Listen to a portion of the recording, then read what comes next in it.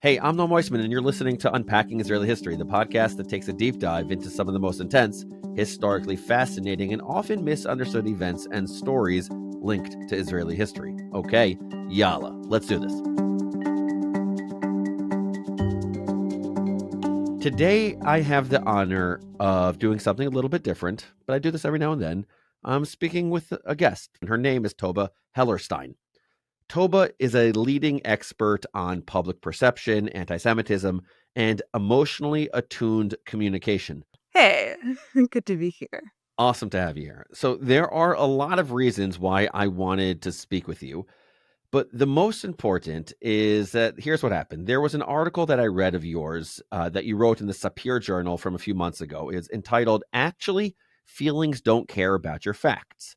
By the way, the title didn't have a tone like I just said it, but like that's how I read it. Like actually, feelings don't care about your facts. I saw your article and I printed it out for the weekend to read at my leisure. And as it was Shabbat, and I don't write on Shabbat, I found myself itching to take notes. Anyway, Saturday night comes and goes. Typically some pizza and nachos and TV with my wife. But anyway, I digress. The first thing Sunday morning, I get an email from you, Toba, and you tell me that many people reached out and said that you and we had to speak. And so what happened is we spoke briefly. I don't know if you remember the conversation. I remember the conversation. I then shared your article with a number of colleagues, and they were like, Noam, this is what we talk about. I said, yes, but Toba did research on this and gave beautiful language and captured it so briefly. So now what I want to do is I want to have a real convo with you about everything that you wrote, yes, in that article, but your broader research and the topic of actually facts don't care about your feelings. Cool? Sounds good. All right, let's do this. So where are you right now, by the way? I'm in Austin, Texas. Okay, so you're in Austin. I'm in South Florida. We're having this amazing conversation about the story of talking about Israel, which is a topic I'm insanely obsessed with. People think, people who listen to Unpacking Israeli History, they think I love Israeli history, which I get because Unpacking Israeli History. But I'm actually more interested in your work than the history work, and I tell that to my team all the time. Like I really like the history matters, the facts matter, but it's about a lot more than that. So the first thing you said in your article, it really got to me. It was your first line. You said, "You don't bring facts to a feelings fight." What do you mean by that? Yeah, I think we're having two different conversations. So, the Jewish community and the people who we're talking to, who we're trying to persuade or have them understand our perspective, we're having two entirely different conversations. So, the name of the game is people's emotional buy-in into the conflict. And here's why. Almost everyone who you talk to, even those who claim to be activists, as we all know extremely little about the actual conflict, know extremely little about Israel and the history. And so, because their emotional buy-in didn't come from facts or mastery of the history, it came from something else.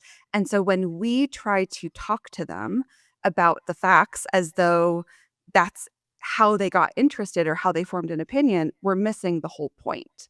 So when I say you don't bring facts to a feelings fight is when we think about the war of perception and the propaganda war, none of this has to do with facts. It has to do with how do, let's say for an American context, but this is relevant for other countries as well, of course, how do Americans come to orient to Israel, Israelis, Palestinians, Hamas, all the different players?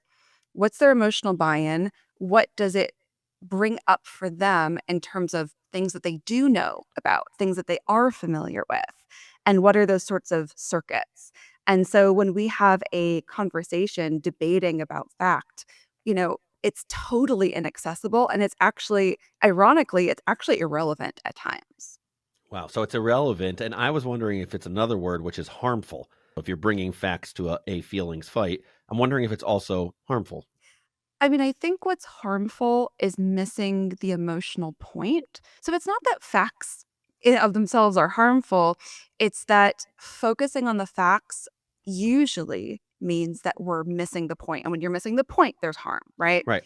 So there's Well, I It's just think not. about this in the context of like a spousal conversation. Like if I'm having a fight with Mhm. my wife, I never do, never. But suppose I were to have an Hypothetically, hypothetical, yeah. just engaging in hypotheticals here.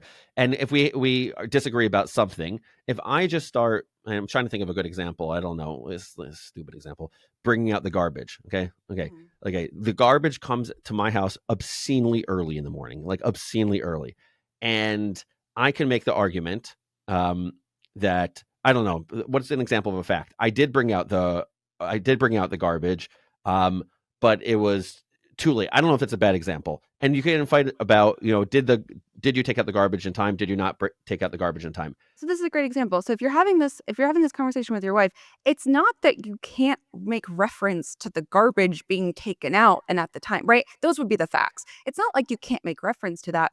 It's about, for her, maybe it's about feeling like she's not being recognized for all the work that she is doing. Mm, Maybe it's feeling like there's an imbalance. Maybe it's feeling like she reminds you and she feels like you don't listen to her, right? right, So there's a root issue here. But for that example, it's not like you can't make reference to the garbage. It's that's sort of it's secondary or tertiary, right, right? The primary conversation is the emotional charge and where that came from.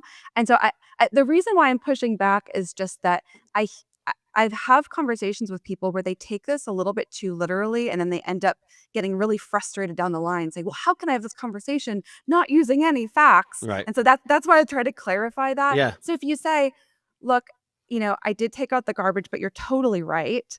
I did not do it at the right time, and you did remind me. And it's like you're still referencing it, but you're making the topic of the conversation what it actually is, which is not about the garbage, if that right. makes There, sense. there was a YouTube video a while ago, a commercial called "It's Not About the Nail." I don't know if you've ever seen that one. Uh-uh, Oh, uh-uh. it's a good one. YouTube it right after this. It's not about the nail, where the boyfriend and girlfriend, I don't know, they get in a fight. She's got a nail sticking out of her head, and she's arguing with the boyfriend. And she's saying, she feels so uncomfortable, and and all of her sweaters are getting snagged. And he's like, well, if you just take the nail out of your forehead, and she's like, you're not listening. You're just not listening. It's like a Mhm. great 30-second clip about the facts versus the feelings, and I've been thinking about that clip a lot. It might be a little misogynistic at this point, but the broader I'll the let bro you know after I yeah, watch let me it, know. you know? Let me know. I'll But talk to your wife about it. We'll yeah, we'll, we'll by the way, complain. the hypothetical, I need to say this. Razy never gets upset at me for the garbage. Okay. Anyway, got that out of the way. But the point is that, like, there's this line that the conservative talk show host, I don't know, pundit, podcaster Ben Shapiro always says: facts don't care about your feelings. And I think that is true, but it's equally true that feelings don't care about your facts very often. And Yeah, so they're and so totally yeah, they're totally two separate ideas. And by the way, I actually don't totally buy into this paradigm anyway, but there is a way in which, objective things happened, and it's yeah, not because you felt a certain way that those objective things didn't happen, but that's a totally different context than the context of trying to convince people or engage with them. So uh-huh, that's like if you want to understand like a series of events, potentially feelings wouldn't matter, although I would argue with that. But if you're in a context of we're trying to understand why people don't understand us, then the entire thing is relational. Nothing there right. is factual. It's all Right. relational. Right. Okay. So you say specifically with regard to Israel, and if I'm misquoting you, you will clarify. But you basically make the argument that we should stop defending Israel through maps, legal claims, or casualty charts, and instead tell the story of a moral nation that wrestles with power, stumbles, chooses hard paths, and keeps striving. And this is the story Americans instinctively understand, you say, as the flawed but worthy hero. And you give examples of Batman, and I like the example of Batman because he battles villains as well as his inner demons, as opposed to someone like Superman, who someone just said to me, I can't remember who, they were just like, Superman's so boring, he's so disinteresting. And then, like, obviously Iron Man, he's simultaneously fighting the corrupt and his own alcoholism, right? So tell me more about this concept of the flawed hero, that you think when people are talking about Israel, they should talk about Israel as a flawed hero. What does that mean?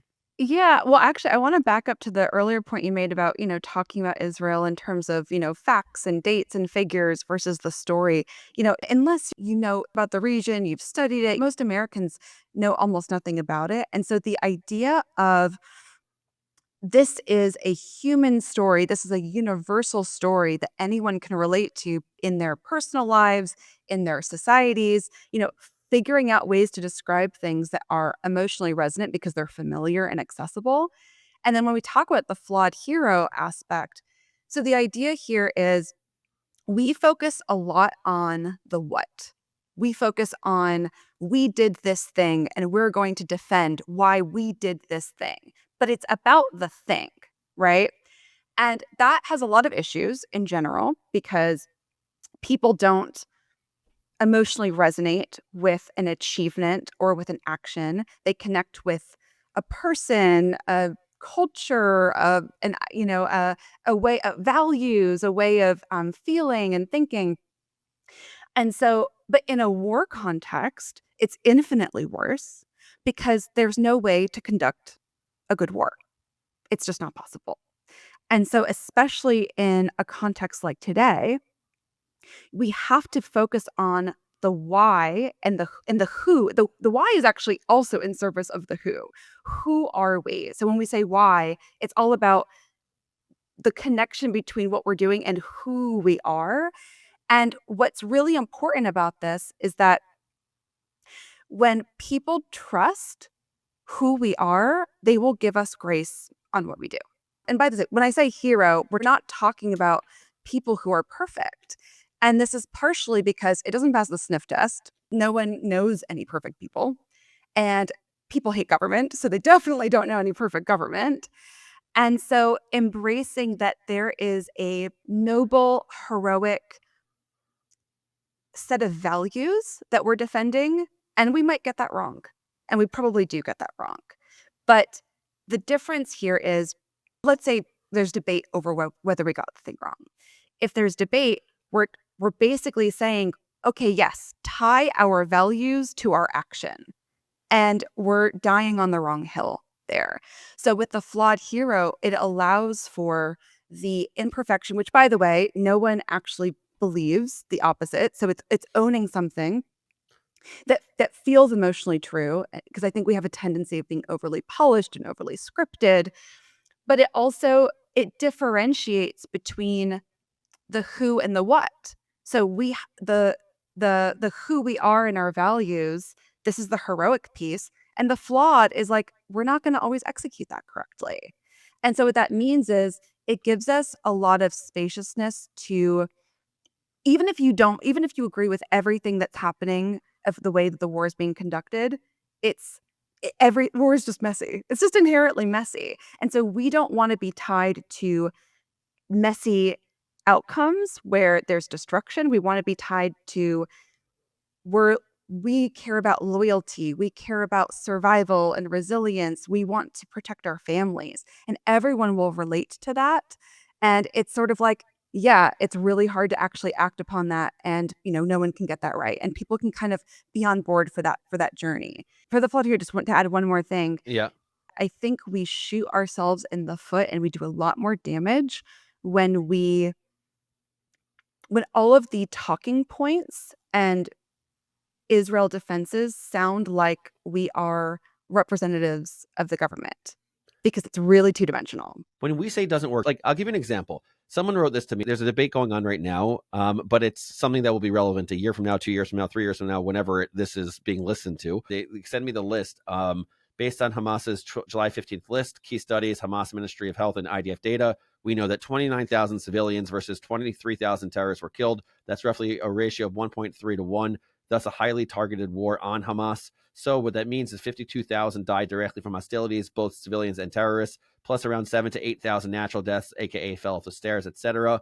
29,000 civilians among 2 million population in a very densely populated area is very low. By very, I mean very. It includes eliminations of key terrorists and almost all Hamas's leadership in Gaza, as well as tens of thousands of terror targets struck. So, meaning that sort of argument, let's say if someone wants to make an argument and they're getting in a fight with their friend or with their professor, or, you're saying like, stop it, that's not helpful. I'm definitely saying that. The problem with what you just read is that it's very, very sterile. And when you have a sterile tone or your content is sterile around people dying, you come across as cruel. Meaning, I think where we want to start with the person that you're talking to, if they're saying Israel's committing a genocide, I think we have to start with what orienting to what is their frame of mind. So I do a lot of this of like, are they someone who's really compassionate and they're watching a lot of footage and they're feeling really sad? Are they angry because they're looking at they look through the world as this binary oppressor oppressed, and they're thinking about, things closer to home around maybe ICE and police brutality, and they're projecting it on Israel? Like, what's their sort of frame of mind? But I'll say something that would be most people, I think this is most people will have some piece of the compassion. The burn it down crowd, which is the people I talk about who hate institutions and feel a lot of contempt and anger and sort of justify all sorts of violence to accomplish that. So like the Luigi Mangione kind of situation, like this is kind of rinse and repeat. They are the exception to this, but most people will have some sense of compassion driving this. So I do think for whomever you're speaking to, it would be really important to start off with saying, you know, one person dying is too many. And we're trying to figure out how to make sure that a terrorist group that terrorizes our people and their own people don't keep on doing that. And they're doing everything in their power to increase destruction, and we don't know how to balance that. And we're doing the best that we can. It's actually a really simple thing that what it does is it de-weaponizes. Because when you say we're doing everything right, this was statistically, this is the right ratio, and we're the amount of civilians as it relates to all these other conflicts. When we're litigating, we're in a debate mode, and so people are going to find ways to disagree because they're feeling that something is not right, and then they're going to be engaging from that stance. But we're never getting to the crux. So if you start with the crux, which is it's horrendous to watch so many people die, and it makes us sick. Start there. And by the way, there's no blame assigned there, right? but I think that's where it gets sticky. That's my question. Can you also add to the sentence, uh, it's horrible what's taking place here.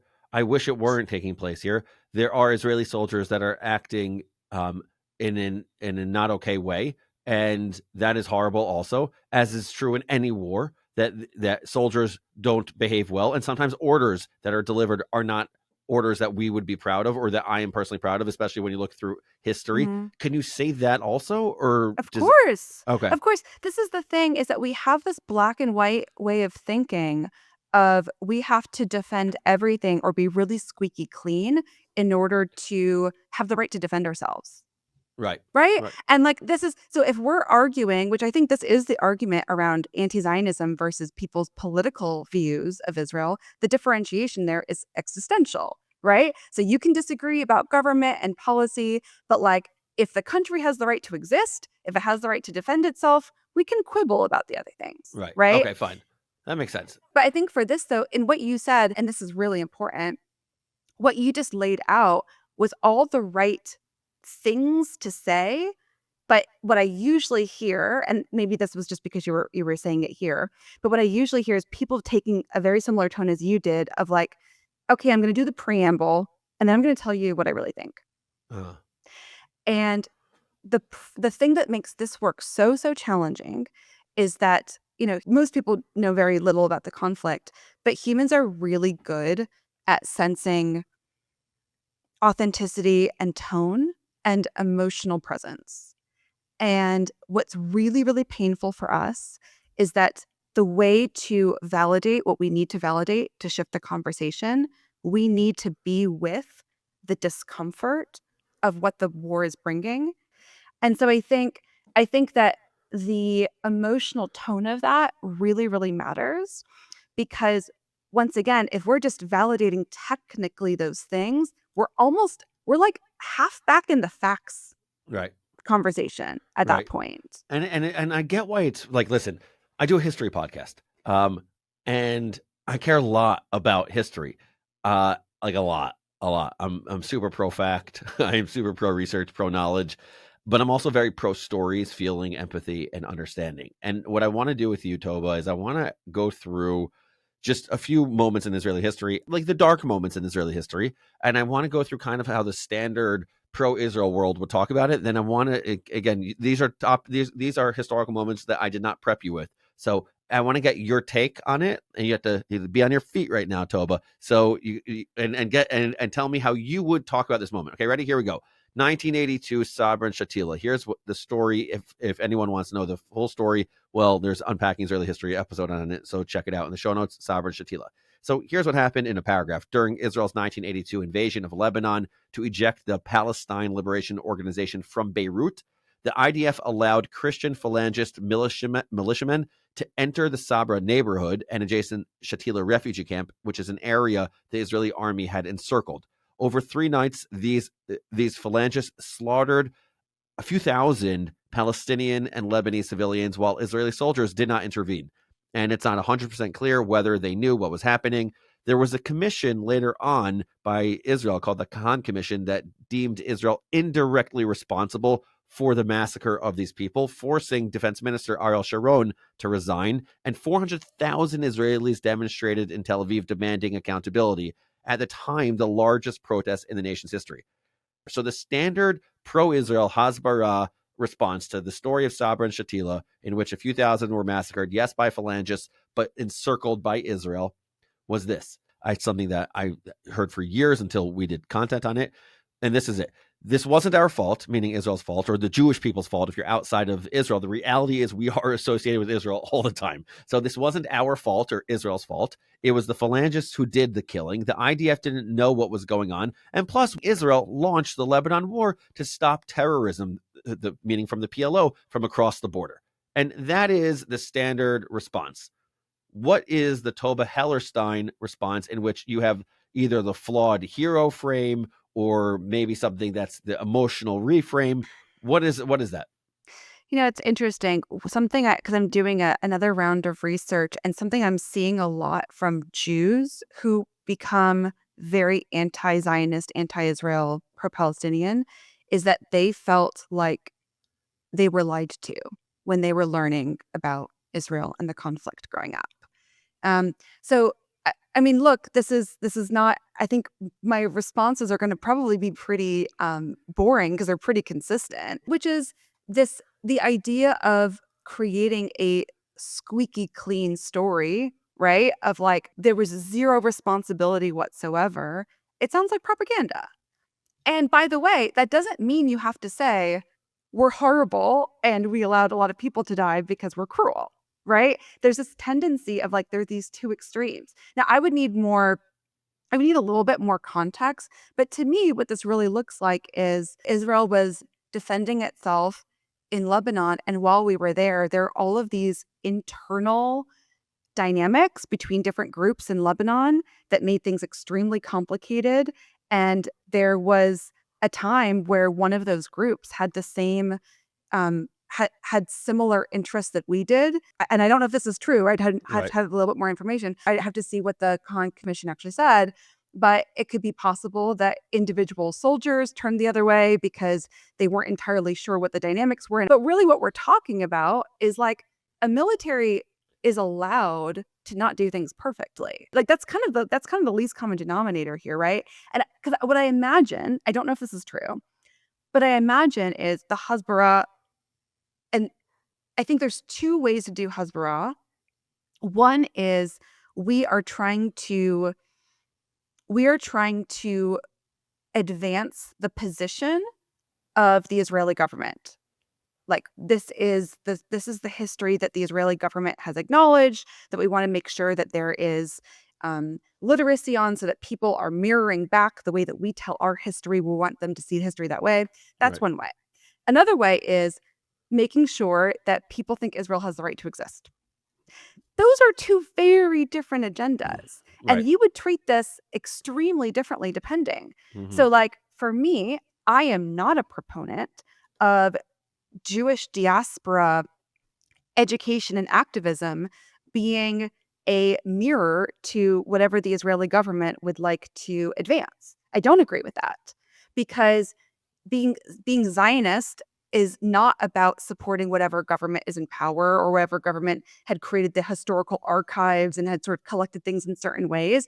It's existential. It's that we're proud that Israel exists. We think that we have the right to defend ourselves, right? It's like, it's very, very simple. So to me, this sort of explanation that you gave sounds like the sounds like trying to make sure that people adopt the version of history that we've adopted.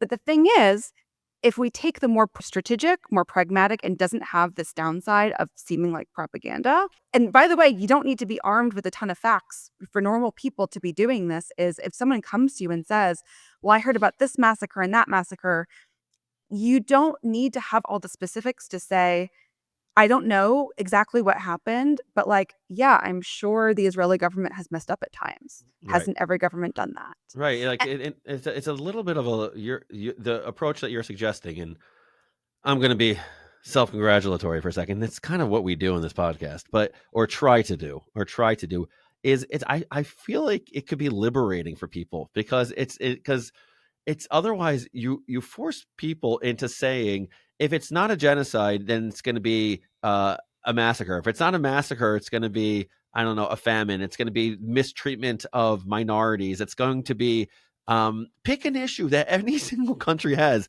and if you Right. have the standard Hasbara approach, the standard response, it's amazing that almost every single one of these will always be, well, it's not really true. Well, it's not really true. And what you're suggesting is a liberation from that. It's actually no. These things are true, and the Or problem maybe is they are, or maybe maybe they are you true, don't right? know. Maybe they are true. Maybe they are true. Maybe they aren't true. But aspects could be true, and you could still have a strong relationship with Israel, even with moral failures. This is the crux, and this is a bit of a, I talk a lot in my work about the collective Jewish trauma response. This is a bit of a product of it, right? Of like, we have to make sure that everything is polished and sanitized so that people don't have the weaponry with which to claim that we're illegitimate. And this is, and there's a lot of truth to this, Yeah, it right? happens. Isn't It, it all the time? Like, isn't it still all the time? Anyone that goes on Pierce Morgan, I don't know, like they're like having these what I consider these inane conversations about like they're like facting at each other and also just yelling. And it's just like there's this the defenders of Israel. I often feel are as bad as anybody else.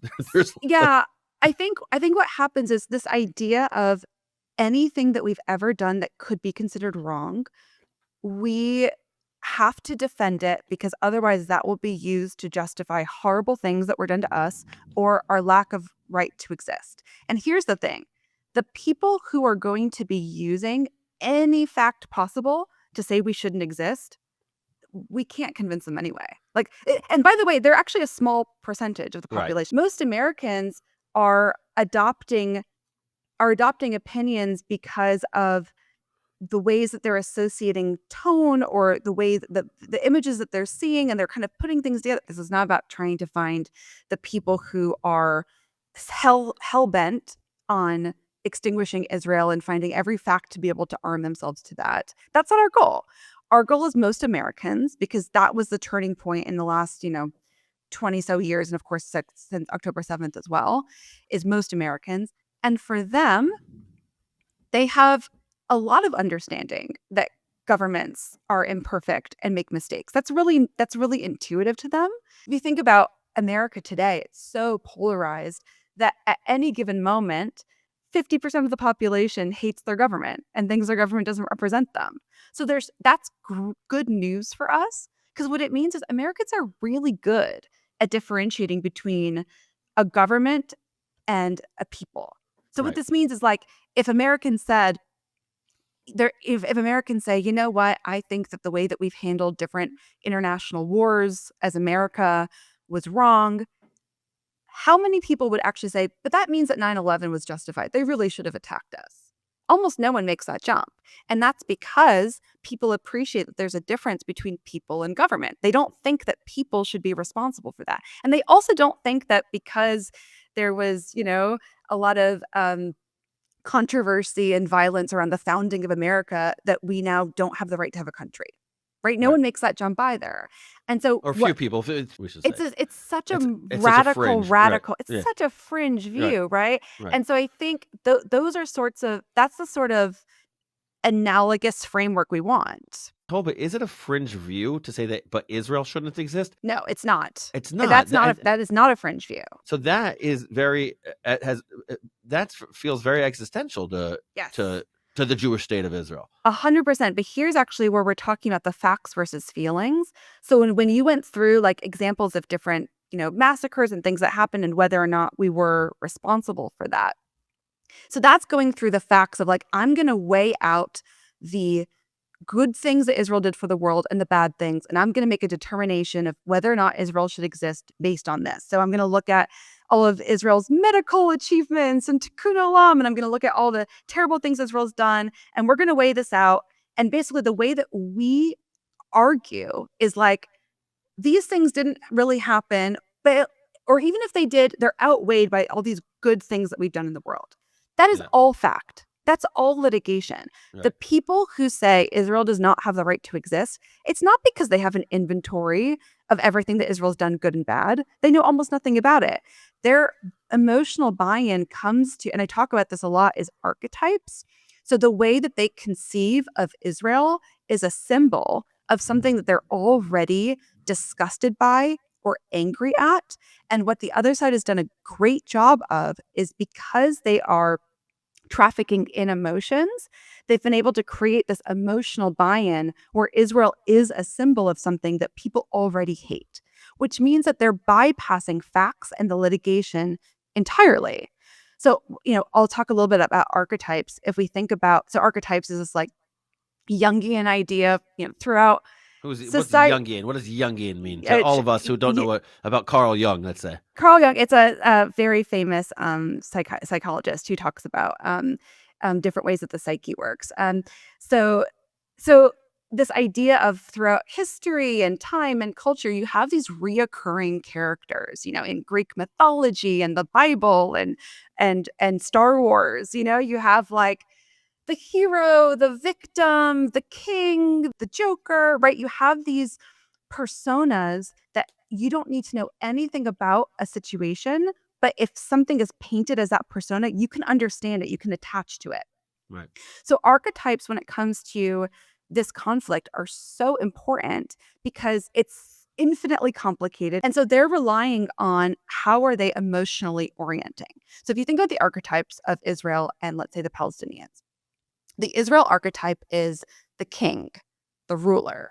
So what that means is it's one archetype for both the people and the government. And this worked really, really well. If you're lobbying Congress and you want them to entrust you with weapon systems, you're like, the king has authority and you can trust him. He can. There's no chaos. There's a lot of stability. It's great if you're lobbying for weapon systems. It's great if you're trying to get the business community to feel like their investment will be safe if they put it in Israeli startups. But it's not a gen pop strategy. Okay. And the other huge problem of the king is that you do one thing wrong and you fall from grace and you're a tyrant. But the problem with it is that any story that comes out that's negative immediately makes it a counterproductive archetype.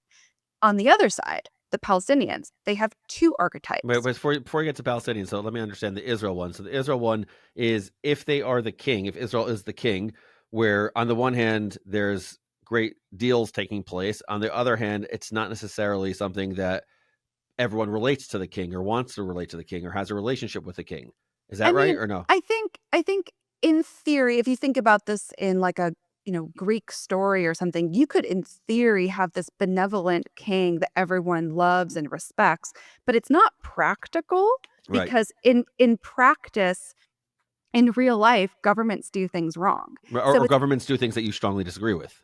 So it's actually it's great. You can have a king as an archetype in a story, but you don't want that in real life because with social media and news, there's no way to control the narrative. And the problem is any negative story will instantly change what could have been a positive archetype to probably the most Machiavellian one, right? Yeah. A tyrant who is just seeking its own power and control and will do whatever it takes to maintain that. And that's Right. exactly how Israel's painted now, Yep. right? Yep. Yep. And if you think about traditional Hasbara, we're basically arguing, no, it's a benevolent king. You should love him. He's doing everything he can to protect everyone. We didn't do anything wrong. That's what we're arguing. So we're reinforcing that archetype. Okay. On the other The side, Palestinians, yeah. the Palestinians, they have two archetypes.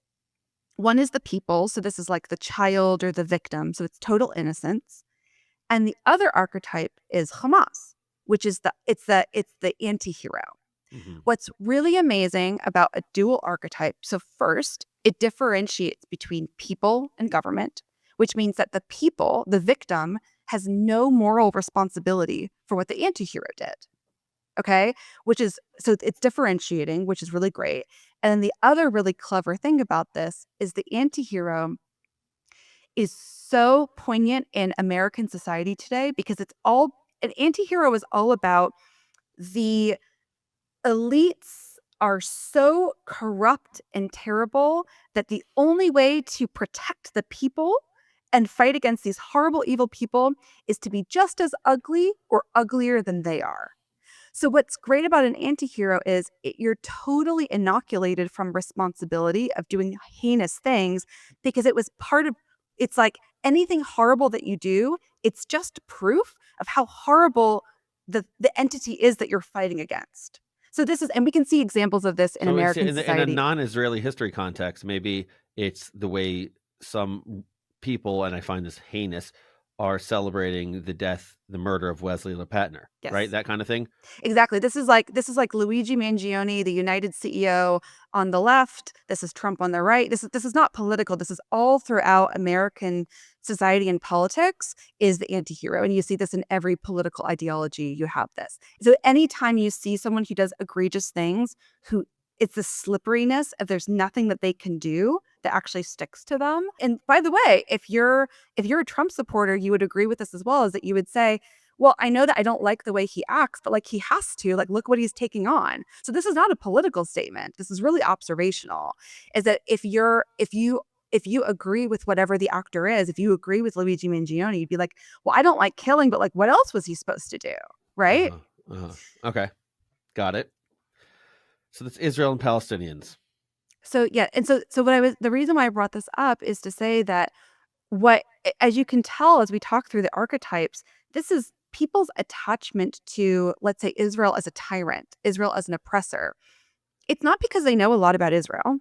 It's because they're really energized and angry about institutions and groups that they view as oppressive, let's say in America.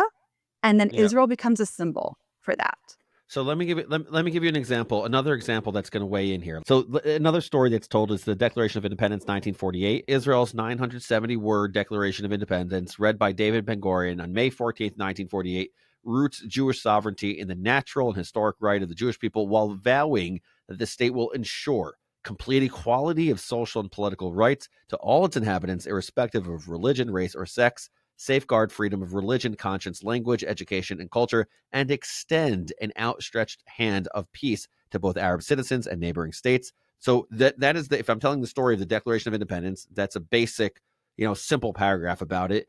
And the standard Hasbara is to say, see, from day one, Israel promised equal rights to all. And compare that to the Hamas Charter. Compare that to the PNC, the Charter of 1964, and see how they spoke. It's amazing how awful and evil they are, and look at how beautiful the Declaration of Independence is. Look how benevolent this state is. Look at this king, to use your metaphor. Israel promised equal rights to all. Israel's a liberal democracy, just like the West, just like the U.S. So I think you and I would both now argue, and certainly from your research, that does not work to talk like that, correct? Well, what I would say, I mean, we're talking about the two different goals of Hasbara. So all of my work is about what I think the goal should be, which is about people believing that Israel has the right to exist and is a normal country. So if you are trying to advance the agenda of the Israeli government, then you have a different goal. You want people to think that you are acting perfectly from your legal and constitutional, foundational documents, right? So this is the difference between, like, in America, if someone says, well, Israel's not living up to this. It's like, yeah, we haven't really found a country yet Right, who but lives up to their founding documents. yes, the promise was made, but Israel's not always lived up to it, and that's true. There's an analogy that I like, and this is, very, Jewish philosophical, is like, the climbing of the ladder, this idea of like throughout life, you don't have to get to the top of the ladder, but like you should be looking upward to Yeah, try to be going up. yeah, So to me, if we're talking about this example, what's really important about this and that comparison is, you know, no one's going to be perfect. No one's going to be actually able to enact all of the ideals in their founding documents, but it does tell you where they're trying to get uh-huh. to. And that directionality matters. It says something about the aspirations. I Exactly. And the aspirations, we're not going to achieve them. We're going to fall short of them, but it matters what your compass is. What direction are you trying to walk toward? got it, got it. Okay, so I have one more question for you, because you wrote about, you've also written about how people talk about Zionism. You speak about how the community, how the world speaks about Zionism. So you have a reframe for that. What is your historical or your philosophical or your definitional reframe of Zionism? Of Zionism. Well, first I'll say I'm not a huge fan of using that word in outreach, and people I know are very precious about words, but all words were just created in order to help people understand a particular concept. We're really married to the word anti-Semitism, but since this is a historical podcast, as you know, that was invented by proud German anti-Semites, and now we really need that word. Zionism was just a word to help us understand how to get back home, right? So I would say our attachment to the word is another echo chamber problem. But to answer your broader question of how I'm defining it, so what I found is that it just, in the same way that in an American context, if I say I I am pro-life, that doesn't just mean that I believe in life. It means something. It means that I'm, against abortion. And this is important because it's the semantics matter. The words that we use are not just how we want to use them, it's how people are hearing them. So Mm, I can't say, I believe in law and order without people thinking that I have a particular view around the police. I can't say that I believe that I'm pro-life without people thinking that I have a particular view about abortion. So the using the word Zionism, we have to understand how that's being heard. And what's very, very clear is that there are large swaths of Americans who are very happy to accept that the Jews get a homeland and a country, and they still hate Zionism. Because guess what? That word has been identified as something totally different. And what we do is we try to save the word, but the whole point is to save the country. It's not to save the word. We can have any other word. It doesn't matter. It's just language. But in terms of your question of how to define these things, to me, there's a really clear line between what is a political distinction and what's an existential distinction. So to me, us as Jews and as Zionists, what we're trying to do is we're trying to explain and show and make people feel that Israel is a country full of people who are humans, who have the right to not just defend themselves, but to like live and love and be imperfect and aspire and mess up, right? Like we have the right to exist imperfectly the way that any other country has the right to mm, exist. And I think that oftentimes, so what I see often is people in our community saying, well, these people are saying that they're having political statements against Israel, but they're actually anti-Zionist statements. And that's often true. But on the inverse, I also see people on our side saying, well, you're being anti-Zionist when sometimes it's not.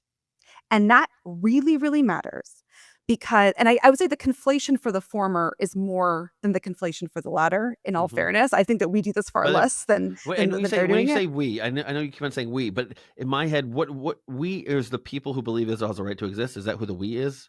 Who's the we Yeah, here? I mean, depending on what I said, it's either we Jews, we Zionists, we people Right. who believe that Israel has a right to Right. exist. Yeah, Right. It's a yeah. broad. I'm just saying for me personally, but anyone listening, it's a broad category of millions of people.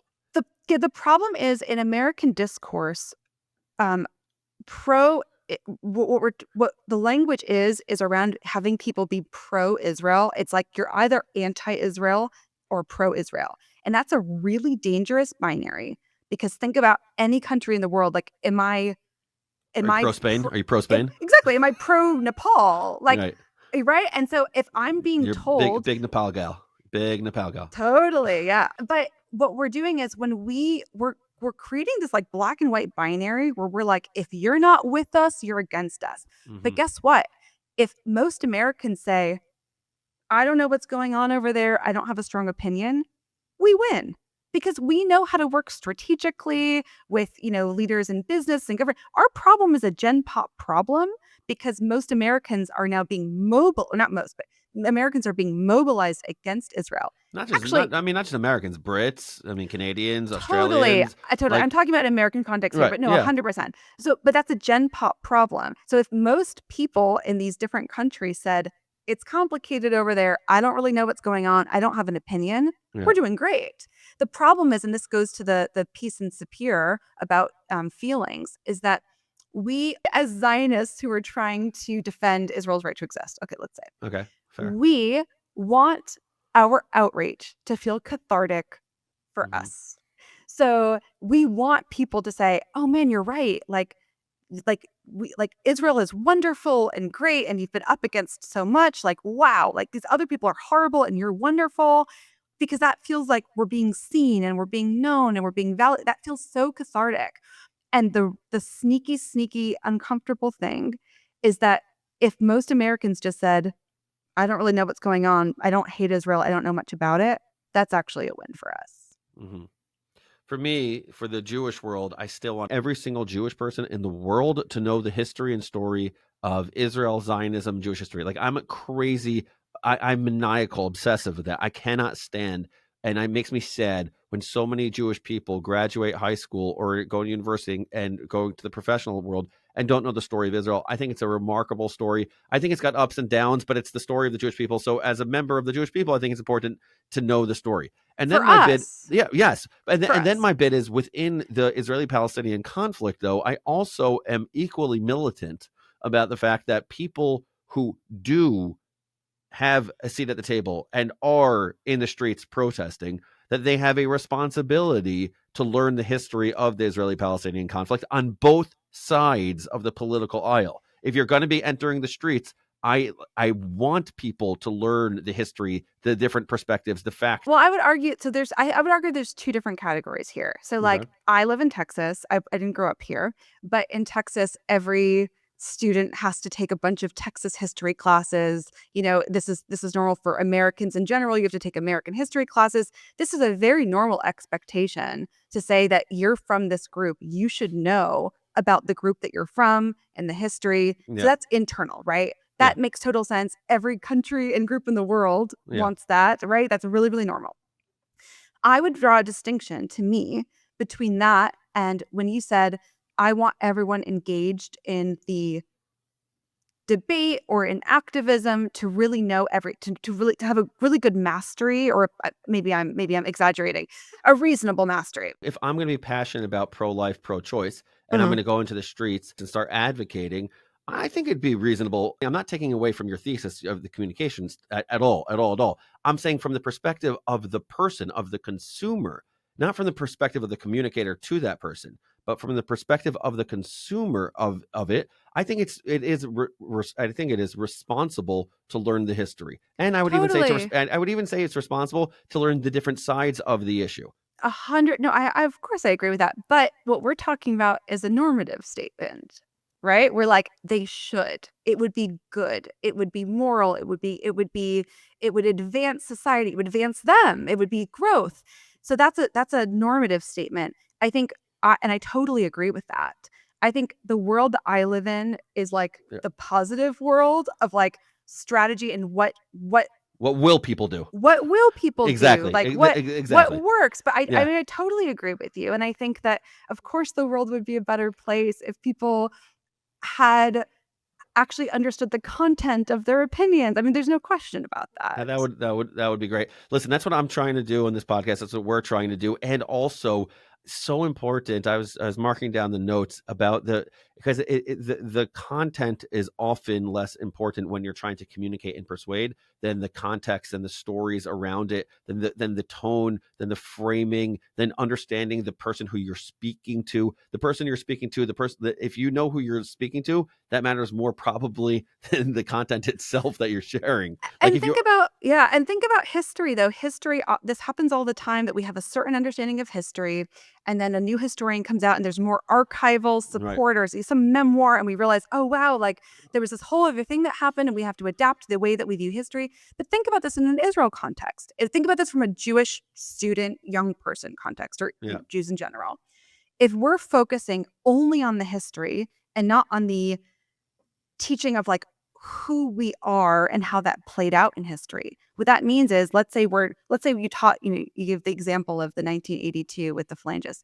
Let's say we taught students about that, about exactly what happened. What happens if there was a memoir that came out, and it could go either way. It says something a little bit different. Maybe it's yeah, better, maybe it's worse, right, whatever it is. If the person who is learning is the Jewish person who knows the story, if they have this story in their mind of who we are, and like this balance of like, we don't do everything perfectly, but we're trying to do our best, no piece of additional information will undermine their framework. And this is what I see right. for especially Gen Z They'll hold on to Jews. it. This is what I see for Gen Z Jews who end up being anti-Zionist. This is just, let's say they fundamentally don't believe Israel should exist. The primary reason I hear from people is that they were taught something about Israel and they realized that it was so much more complicated. They Right. went there and they met people, or they were in college and they met Arabs or Palestinians. They're Yeah. like, wow, like no one ever told me about that. No one told me about Nakba. No one told me about Deir Yassin. No one told me about Sabra and Shatila. No one And told me about these moments. and guess what reaction you have when you feel lied to? Yeah. You get angry and you get Resentful. rebellious. Exactly. And that Resentful. resentment And you gets become directed towards Israel and Jews. not trusting. 100%. You say the authority that's been sharing these stories with me has been lying. What else are they lying about? What A else are they hundred omitting? percent. 100%. And by the way, and this is relevant for non-Jews as well when we talk about like including nuance and complexity, is that Americans are bombarded with propaganda and are extremely cynical about these simplistic Yeah. frameworks of like, we did great. It trust is core to all of this. And Hmm. even when we talk about who we are and our values, that actually comes down to trust too. Yep. It's like, if I hear something happened and I don't know the details, do I default to thinking that it was an accident or that they did it on purpose? This is how you go from like a lot of people died and it was horrible to genocide, potentially, right? Because Right. it's like, was this intentionally designed? And so the idea of like, do I trust you? Do I think that you have reasonable values? And then Jews who I talk to, whether they're friends or Jewish organizations doing Hasbara, do you seem trustworthy? You smell it. You smell it. You can smell it from a mile away. You And the thing that's such a shame is when I work with organizations that are on the front lines and I talk to the people who are doing that work, they they're such reasonable, brilliant people, but they've sort of been trained that they have to carry that burden on their shoulders Yeah. of this really simplistic, and like that's, I can see the sigh of relief when they feel like they have permission just to like show up and share the values and share their positions honestly. Right. Well, hopefully we could do a heck of a lot more of that. I want to thank Toba. I want to thank you so much for joining me. It was so awesome to have this conversation with you. Ever since I read that article in the Sapir Journal, actually feelings don't care about your facts. I've been thinking a lot about this, and I've been looking forward to this conversation. And I just want to thank you so much for joining Unpacking Israeli History. So thank you, Toba. Thank you. Thanks for having me. So that was my conversation with Toba Hellerstein, and we're doing something a little different now. Normally, here's where I would do my 5 fast facts, but for today, I want to do something a little cute. So friends, here are your 5 fast feelings. See what I did there? And as always, stay tuned for the enduring lesson as I see it. So number 1, I was really struck by Toba's idea to always keep in mind who you're talking to. Who I'm talking to, is the person sad, angry? Why are they feeling that way? It could be communicating with a loved one, friend, parent, child, etc. No matter what, start with the person. Know who you are talking to first, and then share your content and feelings. And I should add, remember your own feelings. Am I feeling angry? Am I feeling sad? Am I feeling defensive? Is my heart racing? Am I calm? Number two, sometimes it's not about the nail. And friends, I will include this link in the show notes, of course, because I think it's so much what Toba was saying, meaning it's not about the facts on the ground very often. Number three, I'll admit it because these are my 5 feelings. The reframe of Zionism is stung a little. I personally think we need to reclaim the term Zionism, be proud Zionists, but also Toba is right too. Getting hung up on the word Zionism distracts from the ideas, from the real messages. And if you're talking to someone and the term Zionism means something different to them than it does to you, and that distracts from the fundamental conversation, well, that's counterproductive.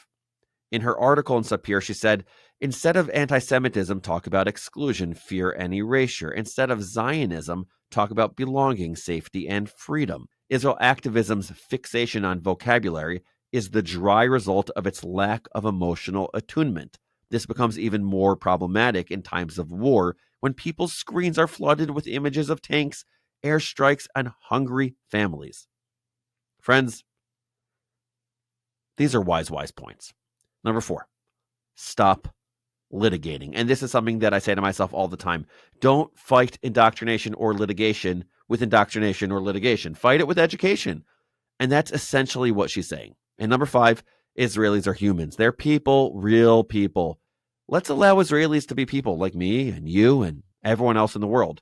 Israel is a country of people that should be allowed to mess up and make mistakes. They have a right to exist like anyone else. And maybe a bonus, because this one keeps sticking in my craw. Number 6, Toba's archetypes are awesome. Thinking about the dangers of the king archetype and the victim versus the anti-hero and how we can reimagine the flawed hero. It blows my mind, and I hope it impacted you in the same sort of way. Those are your 5 fast facts, actually feelings, but here's one enduring lesson as I see it. I'm a sensitive person. I try not to be. I think of myself as collected, as chill. I don't get ruffled. I don't yell. That's just not me. But Israel, / the story of the Jewish people, it's just so important to me. Israel comes only after my family, God, and let's be honest, sports in no particular order. Okay, maybe before sports. Regardless of the rankings that I just said, Israel's up there, okay? And it's not just me, it's emotional. So when people come at me with specific cases and try to act like they're simple, like they nailed Israel, like, gotcha, what do you think about this? Or what do you think about that? My reflex at one point was to argue with them. And sometimes I still do, but like someone says, Israel commits genocide in the Nakba in 1948. Like, I could feel my blood pressure rising. And the truth is, I used to feel myself warming up more than I do now. In that moment, back in the day, my instinct wasn't to say, I wonder where they're coming from. I wonder what stories they've heard or what photos they've seen, which Palestinians they've met, maybe which Israelis they met. My instinct was wrong, if I may. It was wrong. As an educator, I would say, Noam, like back in the day, I'd say, Noam, explain it to them. Just tell them why they're wrong. But today, and I think what I've tried to learn over the last few years, but I definitely learned with Toba, is that I needed this reminder. Someone to remind me of something that I try to preach regularly, but sometimes I still realize I need to internalize it more myself. That really feelings don't care about facts. And that the people who fill my inbox every day, whose videos I see on Instagram and TikTok, that actually there's a context for where they're coming from. To be sure, some people operate out of bad faith. Yeah, it's true. But many don't. And recognizing that and speaking to them from that place can do wonders if we are going to get to a place of peace eventually. There's a social psychologist I'm a big fan of named Jonathan Haidt. You may have heard of him. He writes a lot about this, about psychological lenses that you can actually use that change people's minds. And his argument, backed by lots of good research, not just research, but like real research, is this. Moral judgments start in the gut, not the head. Vivid stories, faces, and emotions create an intuitive, this feels right or wrong reaction. Only after that can logic and data lock the change in place. And this makes sense though, right? It's a story. Like, let's say you work for the Red Cross and you're trying to convince people to donate blood. Your instinct might be, hey, let's lay it out. These are the numbers. We're facing a severe shortage. We need X amount of blood. That means Y number of people donating every Z months. The truth is that doesn't work as well as stories. We need stories. To spur blood donations, you have to talk about Maria, a 6-year-old leukemia patient who needs daily transfusions. Because the story sparks empathy that statistics rarely do. And so for Israelis and Palestinians and for anyone trying to understand this whole thing, and I need to say this, I'm talking to myself here too. Yes, facts are important. Yes, numbers matter. Statistics, data, it matters. All important. But let's communicate with stories, with people. Israelis are people. Palestinians are people. Once we can all agree to acknowledge that and to do so in a really true way, we can then start to really speak because we've already really listened. So thank you, Toba, for joining me today. And folks, even more so than ever, I'm going to ask you, email me. I want to hear what you think about this conversation. What do you want to ask Toba more about? What do you want to ask me more about in this conversation? What challenges do you have to this approach? Bring it on, like for real, in good faith.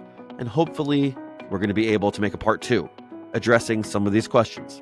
You already know it. Email me at noam@unpacked.media. Unpacking Israeli History is a production of Unpacked, an OpenDor Media brand. Follow us wherever you get your podcasts. If you enjoyed this episode, share it with a friend or 10 who you think might appreciate it, and leave us a rating on Apple or Spotify. It really does help other people find the podcast and hopefully gain from it. This episode was produced by Rifki Stern. Our team for this episode includes Alex Harris and Rob Pera. I'm your host, Noam Weissman. Thanks for listening. See you next week.